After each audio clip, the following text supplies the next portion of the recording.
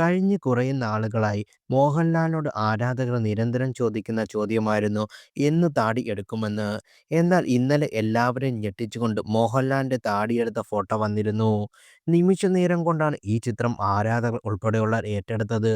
ഈ ലുക്കിൽ ഒരു പക്കാ മാസ് പടം വരണമെന്ന് ആരാധകരുടെ ആവശ്യം. ഇപ്പോഴിതാ അതിനിടയിൽ ഒരു AI ചിത്രം സർപ്രൈസ് എൻട്രി നടത്തുകയാണ്. മലയാളികൾക്ക് ഏറെ സുപരിചിതനായ ജമ്പനും തുമ്മനും എന്ന കഥാപാത്രത്തിലെ ജമ്പനായിട്ടാണ് മോഹൻലാൽ ഈ AI ചിത്രം അവതരിപ്പിക്കുന്നത്. ജിത്തു മാധവന്റെ സംവിധാനത്തിൽ ജമ്പൻ എന്ന കഥാപാത്രമായി മോഹൻലാൽ വരണമെന്നും ഇപ്പോഴത്തെ ലുക്ക് അതിന് പറ്റിയതുമാണെന്നാണ് ഒരു പ്രേക്ഷകൻ എക്സിൽ കുറിച്ചത്. ഒപ്പം അജു വർഗീസിനെയും കൂട്ടണമെന്ന് പോസ്റ്റിലുണ്ട്. നേരത്തെ മൊട്ടയടിച്ച് തന്റെ ചിത്രം അജു വർഗീസ് പങ്കുവച്ചപ്പോൾ ജമ്പനായി അജുവിനെ കാസ്റ്റ് ചെയ്യണമെന്ന് നിരവധി പേർ എക്സിലൂടെ പങ്കുവച്ചിട്ടുണ്ട്.